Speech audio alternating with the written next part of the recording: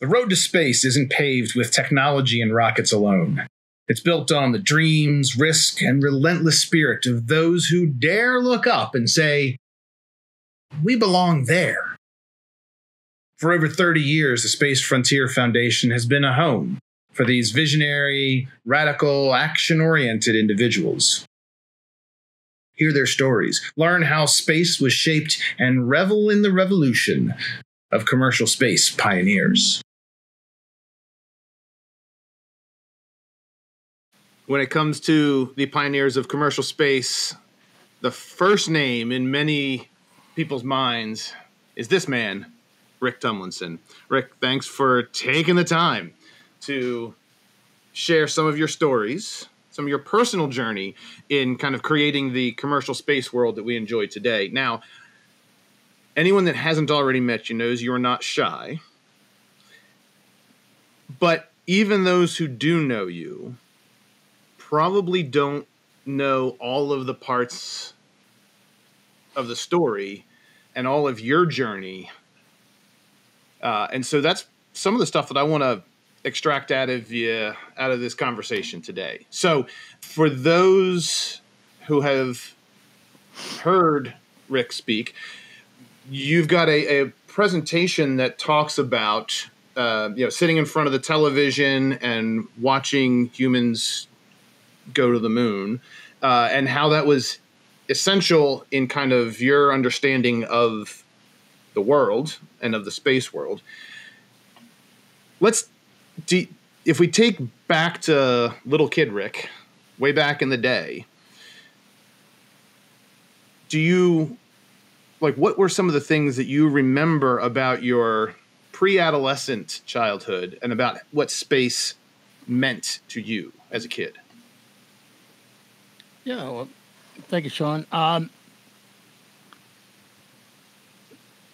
As a child, I was the son of a sergeant in the military. My father, we would be classified as sort of lower middle class working family. He had 3 jobs. He was a sergeant. He pumped gas. And on Saturdays and Sundays, he would go clean bowling alleys in the pre-dawn hours on base. Okay. Which we would go with him. And as I have said before, at times, I still remember the smell of beer and cigarettes in the ashtrays in the bowling alley. It's nauseating. And I like to make that point because obviously we're dealing in an era today with people who seem to think that everybody involved here is a billionaire or something like that. Some of us have different roots and routes, both. I was growing up at that point in the UK. My mom's English, British. I was raised over there. I actually had a British accent up until I was about 18. So these are British bowling alleys that you're... It was the Air Force base. The base. Okay, it was the air... Okay. Is there any difference between a British bowling alley on an American base and an American... It was just an American bowling alley on the base, which made it all the more humiliating because my classmates, and if they would see us cleaning up in the morning, things like that. It was a huge, huge issue for me. The thing was, my dad, who we call Sarge, we lost him last October, but he and I didn't get along. I had chronic asthma starting at about age 3. So there were times where in the middle of the night, I would have an asthma attack and I would lay in bed. And this is relevant to later because it created sort of a stubborn streak in me. I would lay in the bed until I thought I was going to die because I didn't want to bother my dad. And then we would drive to the base and I would get put on this device. And the airmen and airwomen on the base, who were the medics, as you would call them, or, whatever, would put me on this device because I would have to breathe on a device. It was called the Bird. Anybody who's had asthma in the old days, it was a breathing device, helped push your lungs open and all of that. And there would be like science fiction magazines and Mad Magazine and stuff like that, and because they knew I was a voracious reader. And so for me, the launch, shall we say, of my fascination and then my life into this field began with reading. You know, while other kids were out playing a lot, I was upstairs reading. I read the Foundation trilogy, I think, when I was 11, 10 or 11, something like that. I just lived in that world. Those science fiction writers, and we can come back to this term later because it recurs in my life, gave me what I call permission to dream, that I could go out and be bigger and better. Now, you've seen my presentation, and what I do is I show this kid sitting in what they call mid-century, which is weird. Like, you know, they're giving an antique terminology to when you grow up, then you know you've been around a couple of days. You've made it. Yeah, right. Anyway, so sitting there, you know, flipping channels, using the remote, which in my case, of course, was my little brother, and watching TV. And you would have this experience of, there was the Vietnam War, there was Nixon, there was the Union of Concerned Scientists with the countdown clock towards nuclear war. Yeah. We would have drills where we would, rather than diving under desks or going into closets to get away from shooters, we were diving under desks and going into closets to get away from potential nuclear fallout. You know, it was a different period of time. And again, flipping those channels, which is kind of a metaphor as well. But I mean, you would have these terrible, you know, the riots going on and all of these different things happening.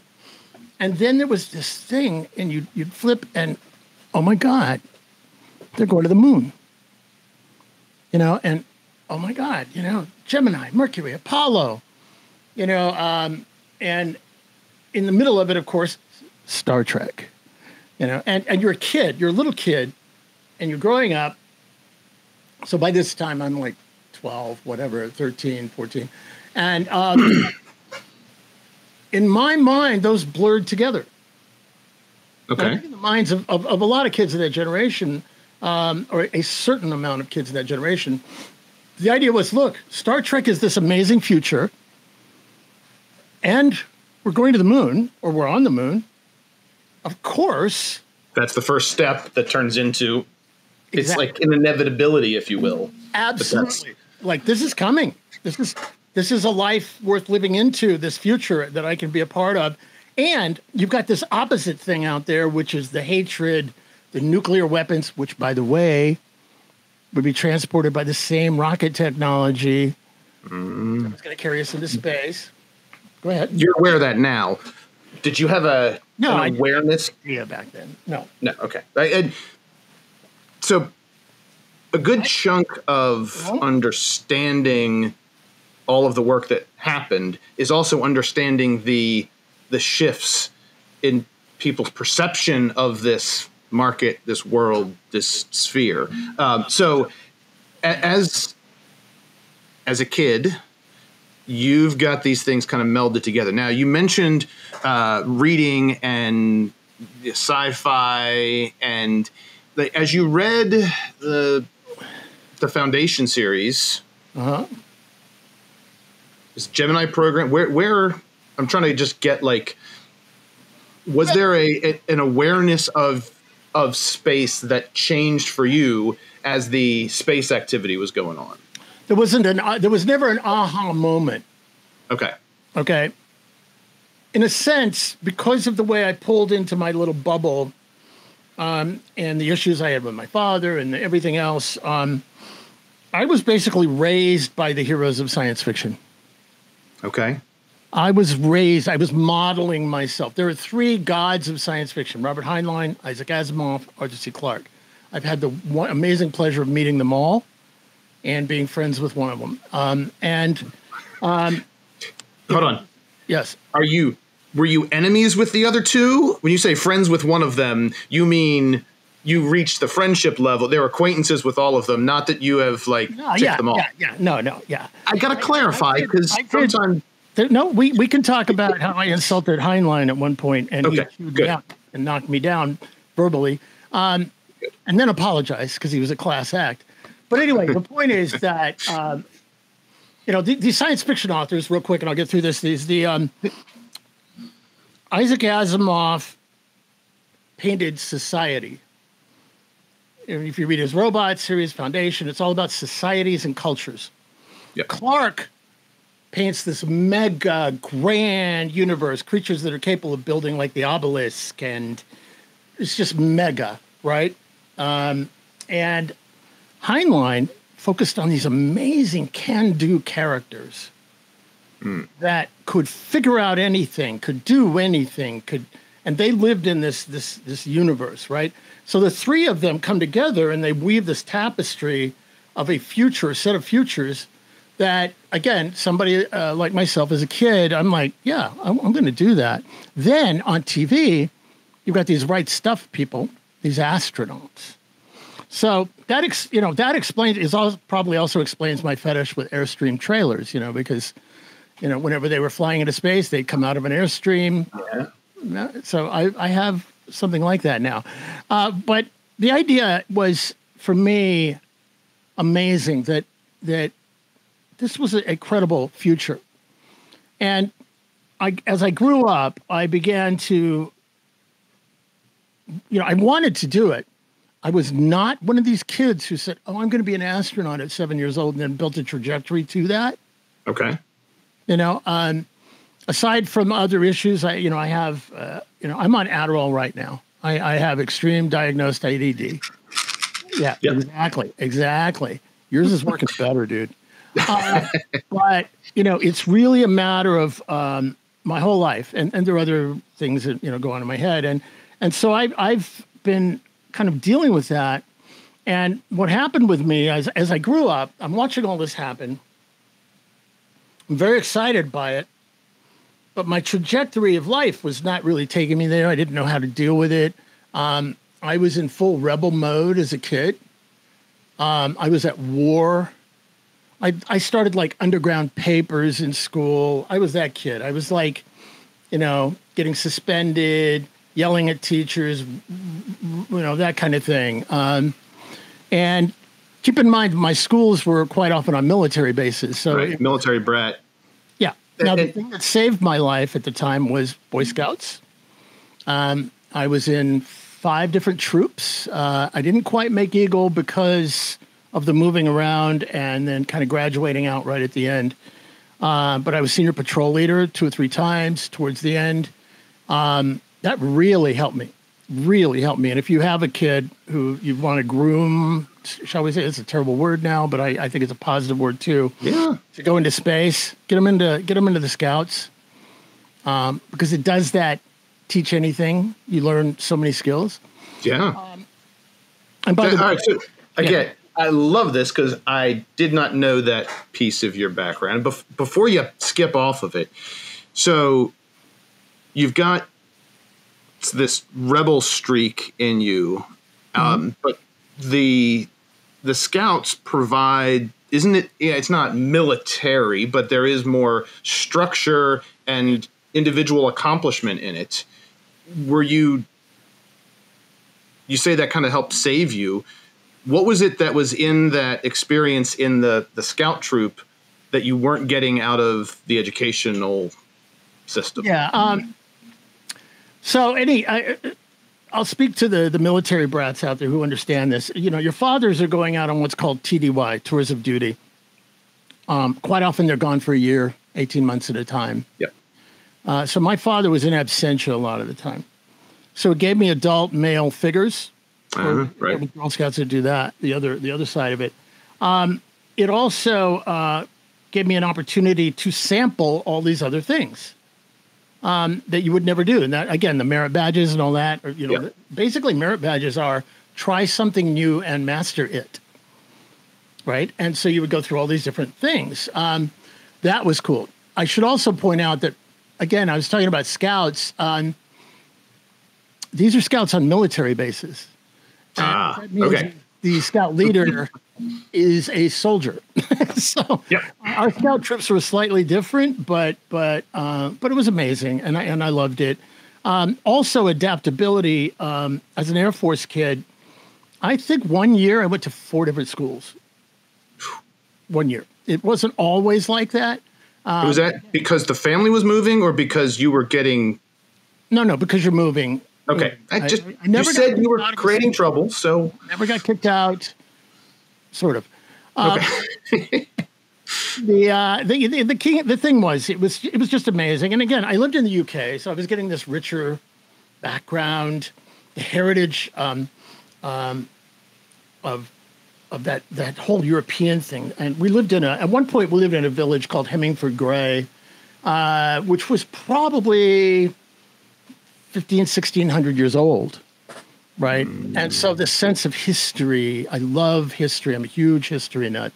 Castles in the distance, things like that, in different places. And that kind of got into me too, because this long view of the past and the future, this idea of generational, and again, Heinlein is very big on this the Foundation trilogy is very big on this mega view of things. Right. This arc of history. Yeah. So all of that kind of got into my head at an early age. Did you know at the time that you were getting that perspective, like to a certain degree, you can see it in juxtaposition to being in the U.S., right? U.S. cities, everything is relatively speaking brand new compared to things that are over in Europe. Did you know, like, you were steeped in it, but did you have a context to understand it then, or did that only occur to you later? A bit of both. Now, okay. The flip side of my family is that, my father's side of the family is the Texas side. And the heritage there is that we are part of what were called the first 300 families to come. We followed a guy who, interestingly, was named Moses Austin into Texas. And in Texas, it's kind of a royalty in Texas. It really is. We are not a wealthy family, but that history, if you say you're in the first 300, people are like, that kind of thing. And then my ancestor was the alcalde of a town called Gonzales with Austin, in Austin's colony. And then whenever Austin would go to the Spanish capital, it was Spain that ruled at that point, he would take over. An alcalde, if you've ever watched Zorro, alcalde is like a sheriff and a mayor and all blended together kind of thing, right?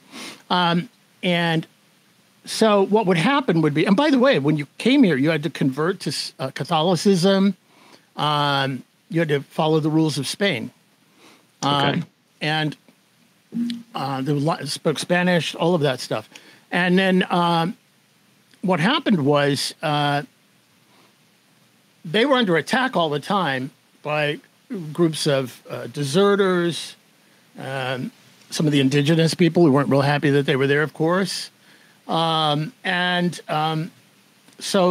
he sent his son to Mexico City to pick up a cannon. And he went down there, and he's the one who signed for the cannon, I think James Tumlinson. And it's the cannon that's on the flag that says, "Come and take it." All right. So, right. About a decade later, the Spanish guy, the governor, gets overthrown. And then there's a French one because it was Napoleon conquering Spain and Europe. And then along comes this guy named Santa Anna, who leads a revolution in Mexico, throws those guys out, and now it's Mexico under the dictator.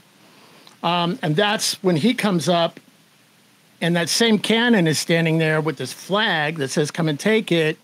And 4 of Mr. Tumlinson, John Tumlinson's sons and nephews, are standing under that flag when the Mexican guys show up to take it. And that starts the Texas Revolution. So we are hardcore. Like, we are hardcore. And you do have many years of experience, but to clarify, those are your ancestors, not you, that were carrying that cannon around, right? Were you like aging me right there? That was like just a little bit. Aging me, man. Your reputation is such. I don't do age. Age does me. I don't do age. No, I agree with you. Yes. I'm right there with you. I'm right there with you. No. And so anyway, the point was, the reason I'm telling you that story is because this is the stew that you are growing in, right? Right. And it gives me this sense of that the immediacy of like, I was born and here I am in this life, et cetera, et cetera. Yeah. There's legacy, and we're creating legacy for the future. I also think it's interesting that Heinlein features a canon in Moon is a Harsh Mistress, by the way. It's the symbol in the Moon Mistress. Anyway, the point is, and then we co-founded the Texas Rangers, blah, blah, blah, a bunch of stuff like that happened. And that was ingrained in me. So I'm reading science fiction. I've got this British heritage around me, the castles and all this, and then I've got this sense of heritage. You know, my father was so proud of that stuff, and we would, you know, we were regaled with stories. And there are actually books called The Fighting Tumlinsons and blah, blah, blah, stuff like that. It's out there. All right. And again, not a wealthy family. I want to be really, really clear. We are not a wealthy family. Steeped in legacy and tradition in like, you know, you're in a military family, you get an awful lot of, there's a symbolism and a responsibility. You know, if you're in a military family, it's not all about, well, what's in it for me? Because by virtue of being in a military family, you are serving something beyond yourself. Absolutely. And I had a need for that because, again, I was this scrawny, asthmatic kid with a bad attitude, right? And so anyway, moving through that very quickly, I ended up going to boarding school over there, which a lot of military kids do because you basically didn't have enough kids at each base, so they would bring them all together into a boarding school. Got into massive trouble there. And then end up coming back to the States at the very end of my senior year. Okay. Which was weird as hell because again, being raised in Europe for 8 years, I come back into a rural Texas community called Athens, Texas, in the last quarter of my senior year. So I was kind of ripped out. Basically, I was at war with my father. I got busted with a joint in England. And my father was very old school, didn't want me to, I was trying to stay in the UK. I had to come back. I got thrown into this school in the country. Beautiful little town of like 10,000 in rolling hills in East Texas, and did not fit in at all. Had a British accent, wearing David Bowie boots. I've confirmed this at reunions, by the way. You think this stuff, and then you're thinking, am I making that up? And then I go to the reunion, and they're like, nope, that was you. And so what happens there is finally, and we'll get through this part of my history. What happens there finally is I end up I did pretty well on SATs and SATs, and I got all kinds of scholarships to major schools. But this is how people's lives are, right? You have the plan, and then there's reality. So, and I was in love with this girl who was 1 year earlier. And I wanted to stay in Athens, Texas, so I turned down all the scholarships and went to the local junior college. All right? Now, here's the thing. We can never question our history because it is a fixed thing. It has already happened. Yeah.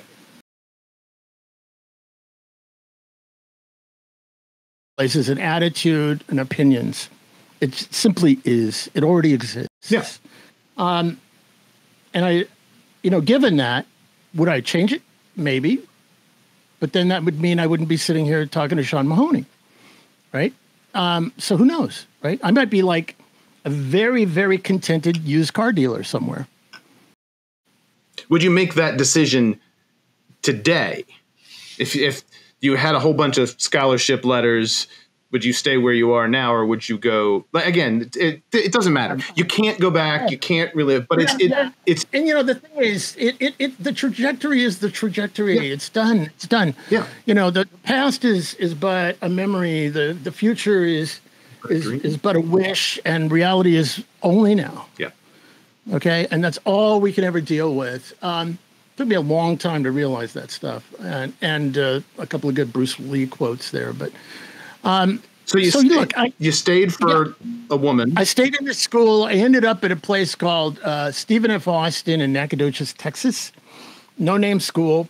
Turns out it's the hippie school of Texas. Okay. It is the party school. It is legendary. There's a movie that was made about it, and I just blanked on Animal the House movie. No, A little earlier, close, where they're trying to go see Aerosmith in Houston, and a bunch of big stars are in the movie, and your listeners are probably going, "Oh yeah, that one." But anyway, it'll come back to me in a minute. Dazed and Confused. All right, Sean Penn, and the model for that movie was essentially one of the towns right there where I was living. Okay, at the time, I took on a job I was a DJ at one point, and you were listening to the rock of East Texas, Is there, God forbid, and I hate the question, period, but I'm going to ask it. Yeah. Did you have like a sense of what you were doing? Young people, you never really, but like, so you didn't have a thing that you were working on. You were just kind of in the present. You were there. You were doing things. I wasn't in the present in the terms of consciously being in the present, like I just spoke it a minute ago. I'm just falling forward, and the reality catches you before you hit the ground, right? You keep moving. Yep. Or one foot comes out and saves you from hitting the ground. You keep moving. So at the time, and I'm setting this up in a sense that I started out as pre-med. I went into all these different things, tried all these different things. And I later on, and I'll come back to this in a minute, but later on discovered that, there's this idea that some people get the handbook and some people, it seems like they don't get the handbook, Is this a Greatest American Hero reference? No, actually, it's an Alcoholics Anonymous. Different handbook. Reference. Okay, but go on. It's a matter of like, the home and the 3 kids and the suburbs and the da-da-da. I didn't get that handbook. And so there I was in the school. I had, again, more trouble, lots of trouble, amazing good times. We had a home right across from the local bar. Got to party with people like the B-52s, Stevie Ray Vaughan, all this kind of stuff, hanging out there in this little town. I would walk out of all my courses. I would yell at I would get into battles because I thought I was smarter than they were. I was always smarter than my teachers, right? That led to me going from like pre-med to pre-law to this and that and the other, and oddly, very oddly, ending up in the theater department. Okay. Not so oddly if you count Hormans into it, because there were more girls in that department than any other in school. Sir. And I don't mean that offensively. It just was literally true.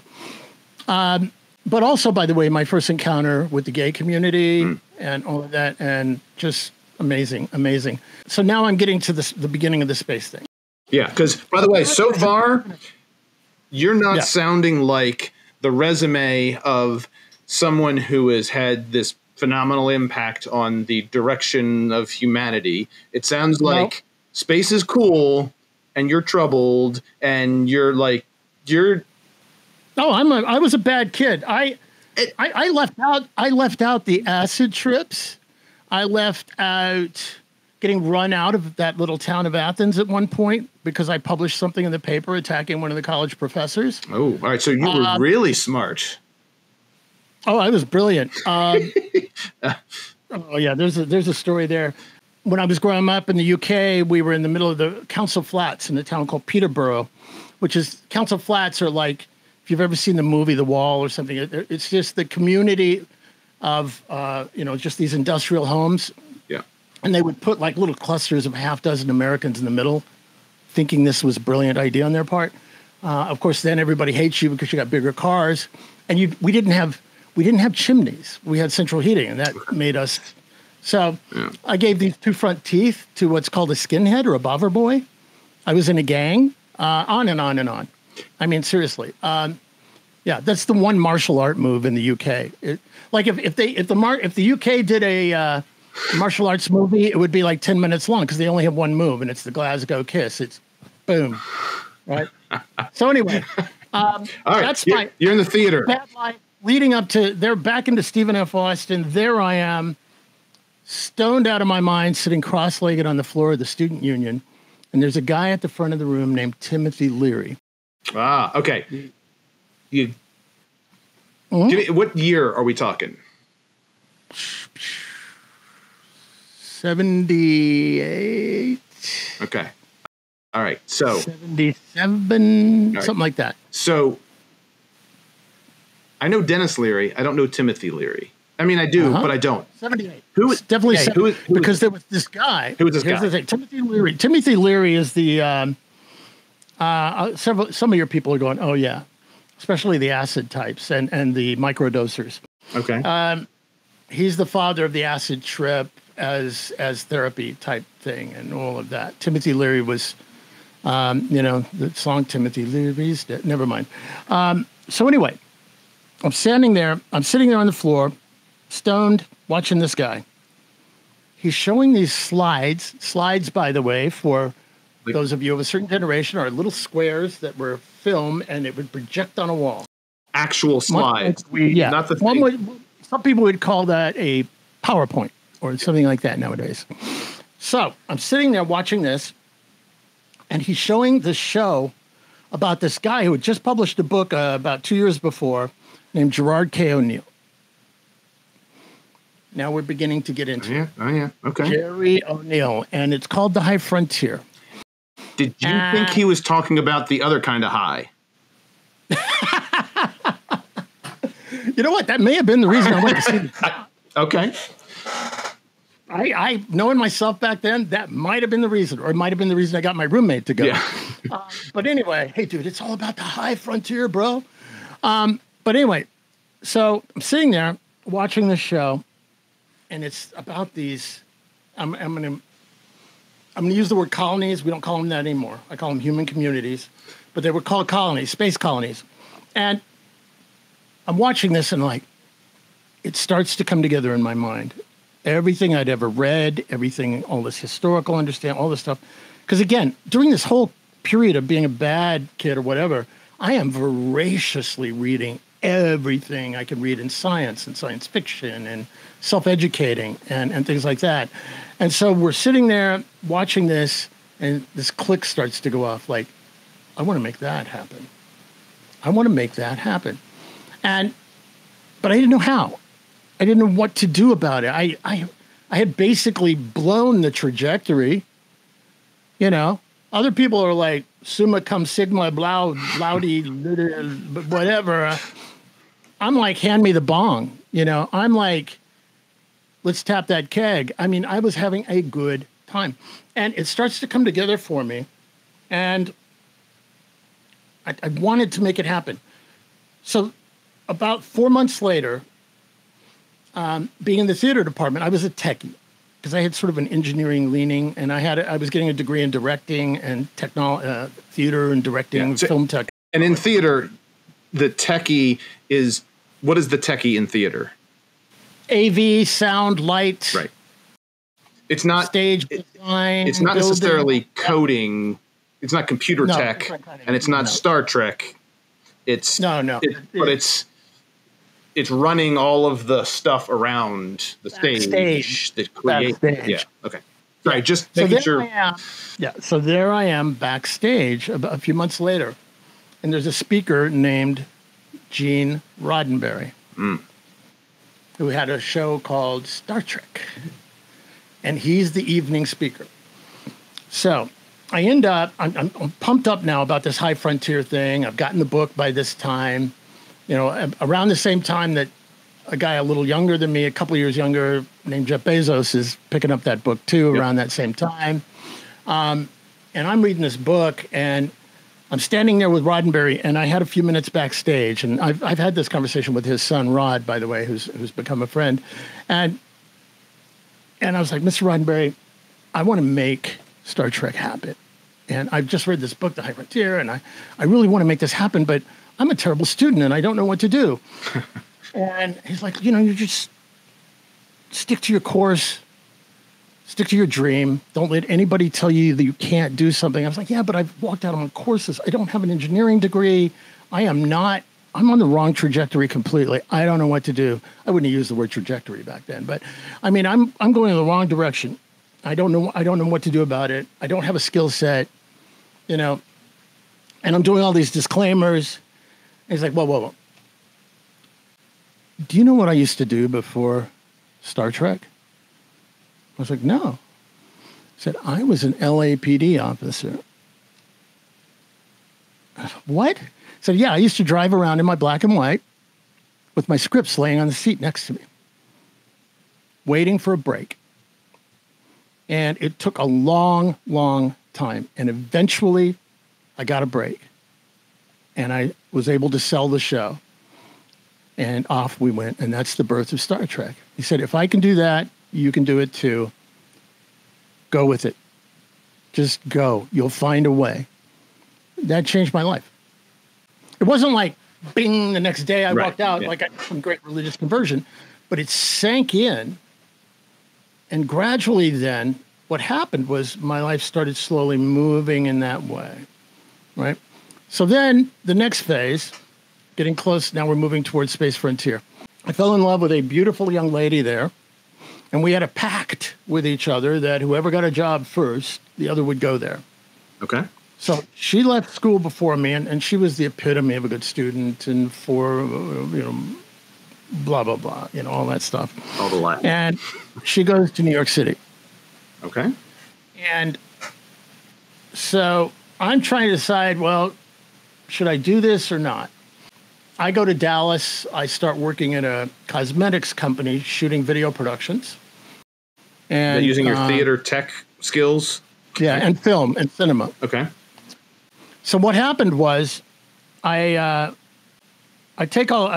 doing this. I'm learning how to shoot. I'm learning how to edit, all of this stuff.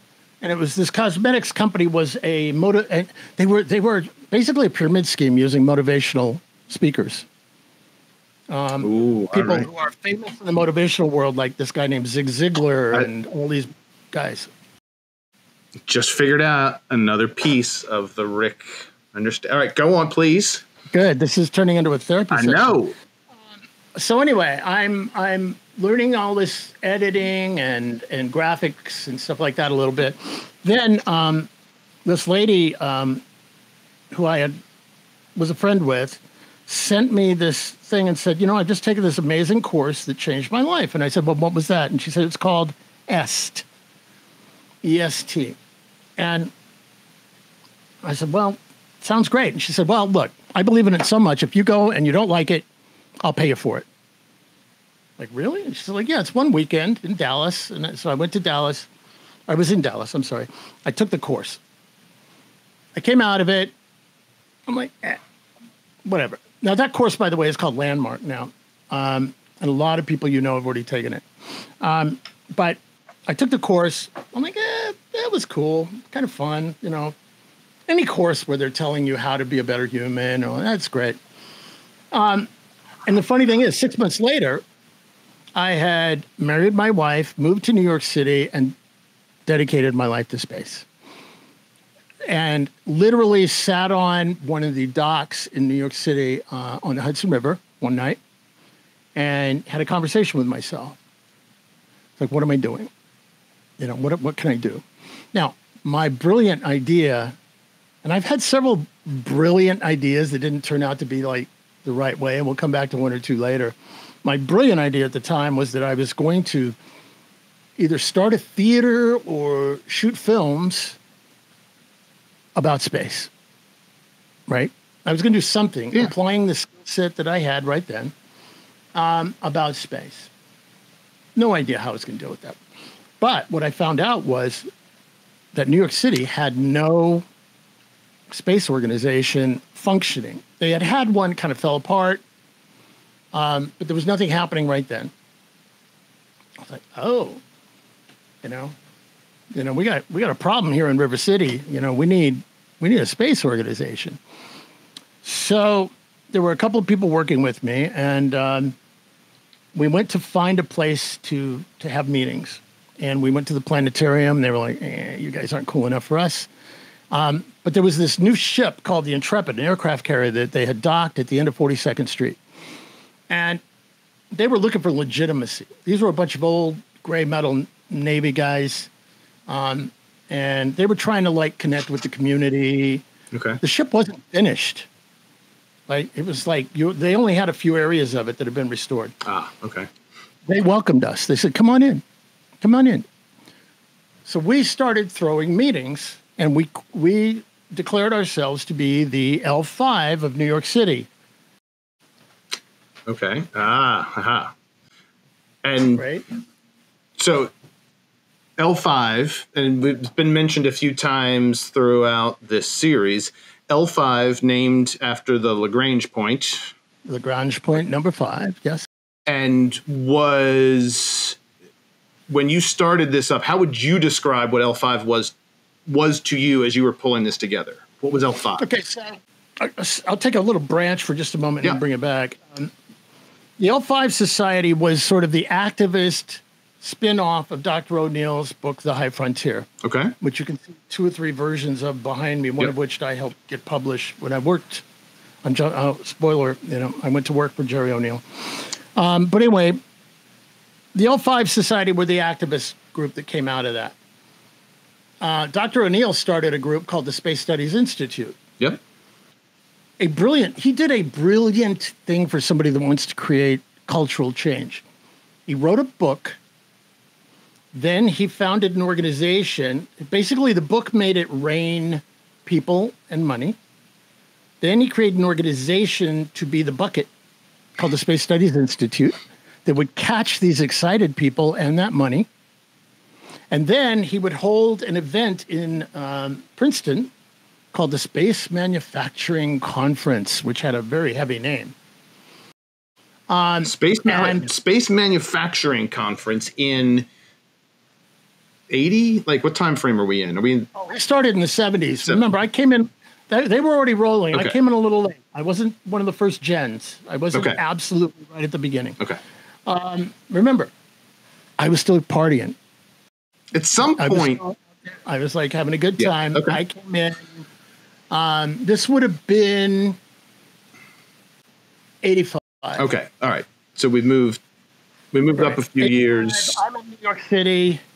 I moved up there in 84. 85, we found the L5. 86, somewhere in there. Okay. Of New York City. And there was had you been... You see something really important here because this shows up later regarding this series. Okay.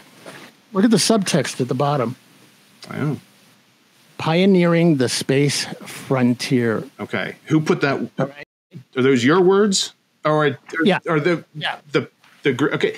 Did you know about L5 before you moved to New York? Had you been part of another L5? I heard it, but I wasn't part of it. Okay. Okay, so did you actually start with the Intrepid and then find the L5? No, I knew about it. 1982. Working for the cosmetic company in Dallas. A guy named Art Dula throws an L5 conference in Houston. Okay. Has people like Robert Heinlein as guest speakers. Okay. And also, interesting person named Newt Gingrich, whose number one staffer is a guy named Jim Muncie. Okay. So they come... But your cosmetic business was not having anything to do with this. You heard about... No, I got to come down there because I convinced Mr. Dula that I could borrow the cameras and my camera crew from Dallas. In other words, I was trying to get in there for free, right? I'm like, look, I'll bring 4 cameras. We'll shoot this thing. And we'll get to hang out. Now, I was working with a guy named Dave Brody, who is involved with a company that owns a company called Space.com now. And has several books, or was. And so we show up. Dave Brody and I, at that point, this was 82, 83, we had decided that we were going to shoot the cosmos of Jerry O'Neill.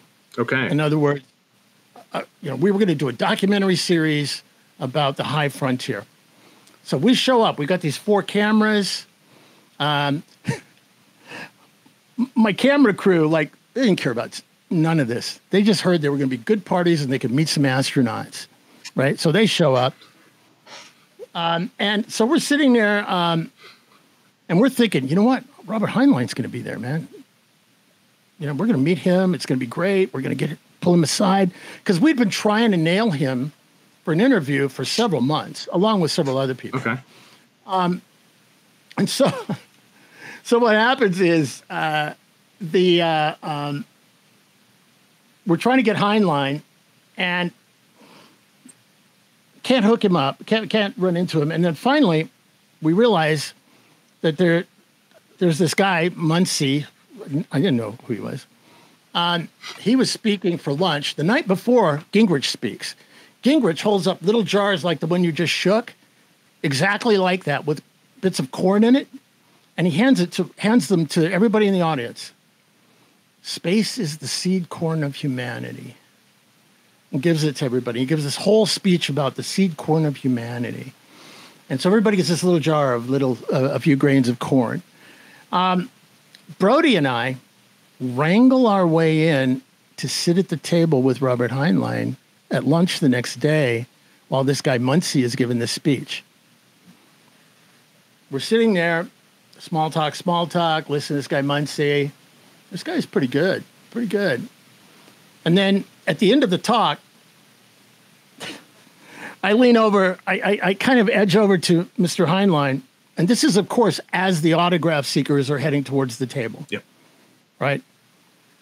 And I'm like, Mr. Heinlein, my associate here, Dave Brody, and I have been trying to track you down. We've had no success.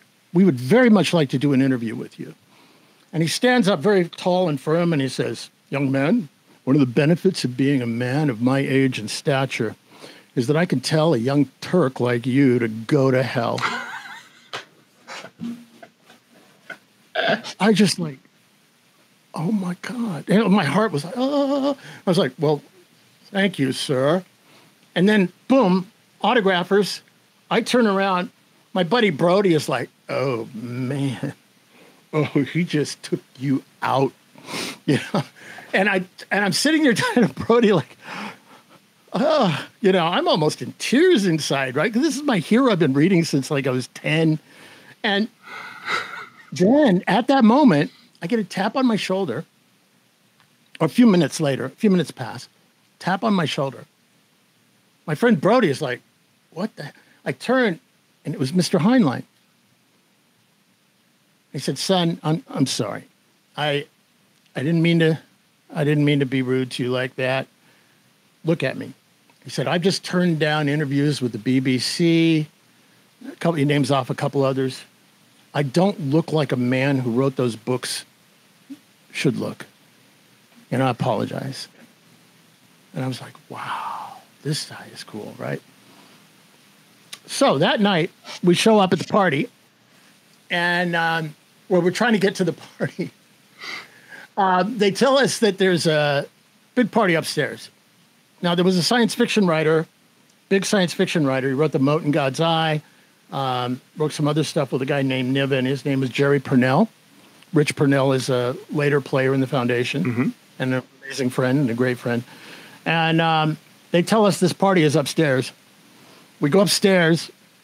We get up to the party room. We can hear it, man. It is a rumble going on in there, right? They are having a good time. And I've got this cameraman with me named Homer who looks surfer, total surfer. I mean, like blonde, big, etc. He's already had a couple of Jack Daniels. And we get up there and we open the door. We knock on the door. Young lady answers. And we're like, we're told to come up here for the party. And she's like, well, give me a minute. And she opens the door, sort of cracks open a little more. And Jerry Purnell, who was a little bit toasted himself at that moment, says, yes, what can I do for you? And he talks like this kind of. And he's like, well, and I'm like, sir, we were told to come up here for the party. And he goes, the party for the peons is downstairs. Now, I don't know what caused me to do it, but I went like, I forget how I did it exactly, but I went like this and caught Homer's fist in my hand. Because he was swinging. He was standing behind me a little bit, and he swings. And actually, he was a lefty, and he swings, I think. And I caught his hand because otherwise, everybody in that party, about 10 seconds later, would have been treated to Jerry Purnell flying backwards across the room. One of the great science fiction writers of all time. But we get let in. He does let us in. And we come in, and we end up talking with Mr. Heinlein. He loved my friend Dave Brody because Brody had a mustache like this. And he said, "Are you Mongolian?" He said, "Well, my ancestry." He said, "Well, sit here, son." And I join him, and off we go. So anyway, the point is, my first indication of this guy Muncie, kind of peripherally to me, is out there. Met Heinlein, heard of the L5, but hadn't done much about it. Go to New York, start the L5 Society on the Intrepid. So this Gingrich guy, was he a science fiction No. buff? Like, No. Newt Gingrich was the guy who led the first right-wing Republican takeover of the House in Congress. oh, that Newt Gingrich. I mean, That Newt Gingrich. I'm gonna play stupid right. for a minute. Was he a Texas legislator? No, he was just there to speak. He was a major space dude. You may remember many years later, he put forward this idea of building a U.S. settlement on the moon. We are not necessarily on the, shall we say, the same side of political landscape, but he is a hardcore spacer. Yeah. And so the Speaker of the House in the future Speaker of the House is there talking, and is not just like, yay, space, but is focused and like grounded. Hardcore O'Neillian kind of orientation, all of that. Okay, so now you've met his staffer, James Muncie, who you will be talking to or have talked to. Then I end up in New York City a few years later. Did the cosmetic company ever realize that you had borrowed the cameras for the weekend and the conference, or like? Yeah, I got permission. I did not steal. You set it all up as like you're the breaker of the rules. Sorry, you made it. We took a little more equipment than we were supposed to, yes. But I'm not trying to get you in trouble. I'm sure the statute limitations are passed. The guys who ran the cosmetic company were cool dudes. They were fine. Okay. But it worked out. Yeah. And unfortunately, we never got the documentary together. But it did lead some stuff later on. Okay. So then I am at L5, New York City, on the Intrepid aircraft carrier. Not only did they tell us we could hold our meetings there, but we could have an office if we furnished it ourselves. And what that meant was going into the dead parts of the ship, disassembling furniture from World War II in Korea, hauling it down, not causeways, but yeah, basically hallways on the ship. There's a different term for them, and then reassembling them. And so we had an office for the L5 Society of New York. Over time, parallel track, the L5 Society had a war internally. And what happened was this guy, Ronald Reagan, had come in as president. He had created a thing called SDI, Strategic Defense Initiative. Otherwise known as? Star Wars. Yes. Yes. And what happened was the L5 at that point had Arthur C. Clarke, Robert Heinlein, Asimov. They were all in the L5. Everybody loved the L5. By the way, they had the coolest conferences, man. It was like, sort of like, I don't know, Renfest meets science fiction. You know, you had the cryos there, the freezers. You had it was wacko, bananas, cool, and legit. Because you had all these major science fiction people, and you're starting to get some of the space people, just a few, starting to show up now. Now, what happened was the L5 Society had a split. And because some of them wanted to leverage off of the Star Wars program. Some of them didn't. that meant that Arthur C. Clarke and Isaac Asimov basically peeled off of the L5 Society and left it, and so did a bunch of other folks who were not willing to play that game. And so they left, and it weakened the organization dramatically. Now, separately, and I know you've spoken to her, and it'll be interesting to compare this story. I look forward to seeing what the stories of all the people you interviewed, like where do they intersect, and where like, and then I killed all the giants, and they were like, no, they were like 3 feet tall. It's like that kind of thing. But anyway, so what happened was the L5 Society is completely weak at this point. And back in the day, Wernher von Braun had helped create an organization called the National Space Institute. And it was an overt cheerleader for all things NASA. That was its job. It was created to be a cheerleader for the National Space Program. And they're out there. Neither one of them really clicking, that kind of thing. Let me go sideways a little bit, too, because you want the richness of history here. This is, during this period, you have to understand that those of us who were into the high frontier or O'Neillians, we were being pitched this thing called the space shuttle. We were being told that this amazing vehicle was coming called the space shuttle. And it was going to be $100 a pound to go to space. Yeah. It's not a rocket, it's a shuttle. It's a shuttle. A 100% reusable system. Yeah, just like the one that runs around campus. It's like your campus shuttle, except this one goes to space. Yeah, and it's in 2 stages, as proposed to Congress. Both of them reflyable. Yes. Right? So whenever I do my talk, the Space Revolution talk, I show the images of the Boeing was presenting and the others. Yep. They're both reflyable. And turned out it was a lie. And it wasn't true. And so we're growing up. Oh, and by the way, of course, when Dr. O'Neill wrote The High Frontier, he believed it as well. In the early 70s, early to mid 70s. The entire High Frontier was premised, in a sense, on the idea that we were going to have this space shuttle thing that was going to crack open the 100-mile problem. What's the 100 Now, mile? to paraphrase the great Heinlein, 100 miles up and you're halfway to anywhere. By the way, that'll, later, we go all the way to Starship. Yep. There is a through line here in this history. This is why it's important for people to know this stuff. Been there before, done that before, right? Yes. Except this time, maybe.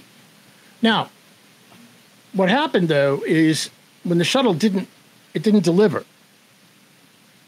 But again, we were all believing in it. We're all working on it. We're all thinking that's the way it's going to go. Now, as we get into the 80s, I remember we would be given slide sets by companies like Boeing. And they would give you a page of these slides I told you about, these little squares that you would project on the wall, And they would have, Dr. O'Neill's stuff. Colonies, habitats, mass drivers on the moon, bases, all this good stuff going on, right? How much iron and water was in little pie charts of soil. And then there was this other thing that NASA came up with called the space station.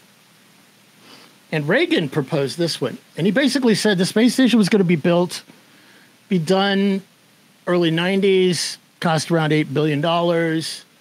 And so NASA goes into this world of, we've got a space shuttle, got a space station. Now it's got a destination. Yeah. Right?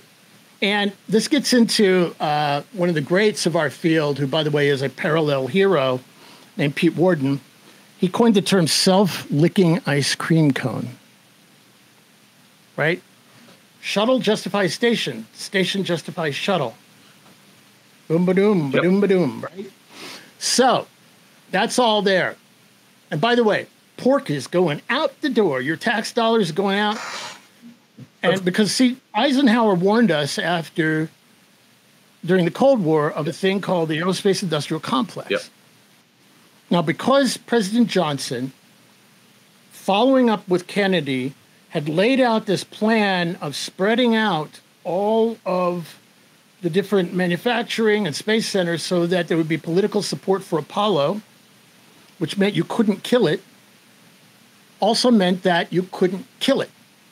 Yep. And you had to feed it like a zombie in The Walking Dead. Yep. Okay?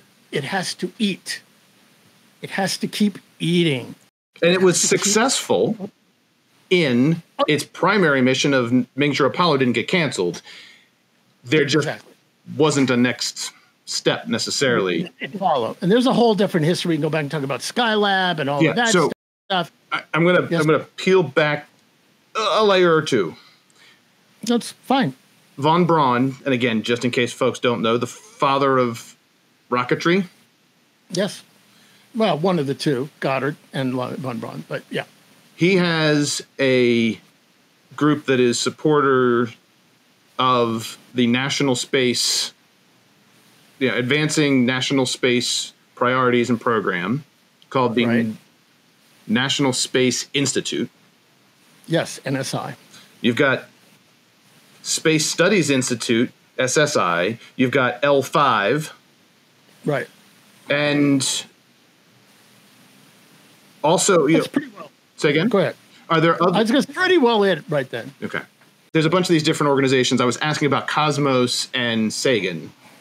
Was there, and there wasn't an organization necessarily there, but these are the kind of frames, the frame of mind for space. There's a science frame, a national frame, and a commercial or a at the time. So Carl Sagan hated Jerry O'Neill, and first of all, he didn't think it was this idea of like those dirty civilians going into space was like a good idea. Remember, Jerry's premise in The High Frontier was that we all have the right stuff, right? Take your vision, space resources, free enterprise, and go open the frontier. Sagan was like, let's go send some robots, let's go look around, let's look through telescopes, let's do science with government employees. Literally, and this is on the record, I sat next to the guy who ran, Lou Friedman, who ran Planetary Society, I think in front of Senator John McCain, and we basically semi-debated this. They did not. And he hated him also because Reagan had put him on what was called the National Commission on Space in the mid-'80s, which is a book you should get, by the way, beautifully illustrated by Bob McCall. That's the painting you pass when you go into the Air and Space Museum, the big, beautiful mural on the wall. Oh, yeah. Okay. That's Bob McCall. And so this is in the mid-'80s, but he didn't like him at all. So they're basically irrelevant to this part of the equation at this point. Now, the Space Studies Institute that Jerry had founded was, which I hadn't quite got there yet, but anyway, Space Studies Institute was about research and building what was called the critical path to the development of space colonies and habitats and industrialization in space. That was what it was about. It was non-activist. It was purely, and in fact, his conference was held in the big lecture hall in the center of Princeton University. And he'd be down there with his partner Freeman Dyson, a guy named Gordon Woodcock, who was one of the original designers from Boeing of the station, all this type of stuff. They'd be sitting down there, and then there'd be us young crazies, sitting in the back, and myself or Muncie, Werb, Dimandis, on and on and on. We'd all be sitting out there, we're presenting our little papers, things like that.